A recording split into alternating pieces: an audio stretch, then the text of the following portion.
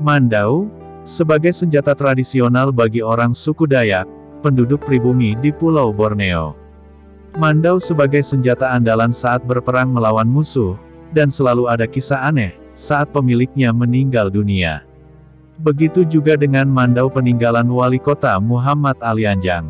Wali Kota Muhammad Alianjang, lahir tanggal 20 Oktober tahun 1920 meninggal dunia di Singkawang, tanggal 7 April tahun 1970 pada umur 49 tahun, seorang suku Dayak Uut Danum asal Desa Menantak, Kecamatan Momaluh, Ambalau, Kabupaten Sintang, Provinsi Kalimantan Barat.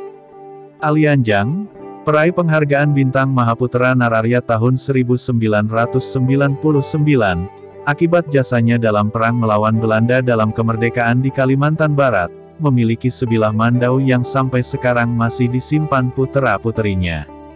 Cerita aneh mandau peninggalan Alianjang, diceritakan salah satu puteranya, Armin Angkasa Alianjang kelahiran Singkawang, Kalimantan Barat, tanggal 5 Februari tahun 1956 saat menjadi Kepala Staf Komando Daerah Militer Kodam 12 Tanjung Pura.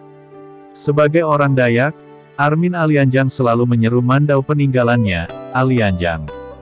Tapi anehnya, ujar Armin, mandau tersebut selalu bersuara aneh, dan sewaktu-waktu ada penampakan yang tidak jelas seisi rumah, ketemu mandau tersebut akan dibawa keluar Kalimantan Barat. Atas kesepakatan internal, akhirnya mandau itu tetap disimpan secara baik bagi anak-anak Alianjang yang masih menetap di wilayah Provinsi Kalimantan Barat. Armin sendiri setelah pensiun dari TNI dengan pangkat terakhir wali kota, memilih menetap di Bogor. Kisah mandau Alianjang memang unik. Saat menjadi anggota Dewan Perwakilan Rakyat Daerah DPRD Provinsi Kalimantan Barat, Alianjang pulang kampung.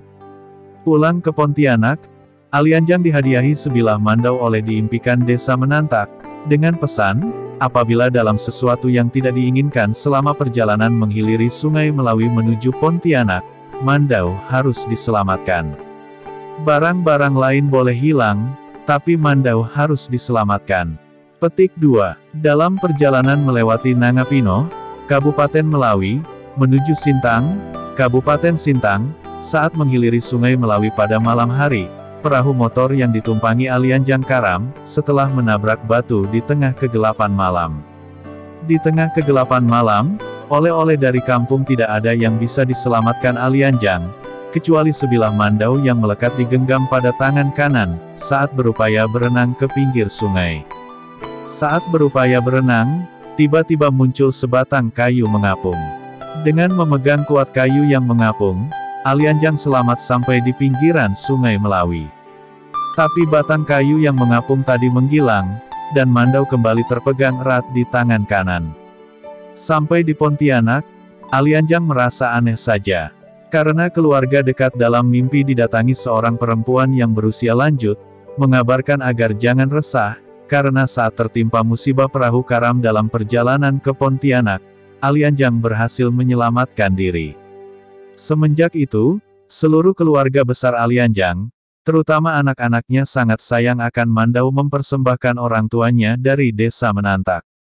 Saking terinspirasi, Armin pun berkali-kali merekomendasikan untuk selalu membawa mandau tersebut kemanapun, tetapi tidak terwujud, karena selalu mengeluarkan suara aneh dan penampakan yang tidak jelas di dalam rumah pada malam hari sebelumnya.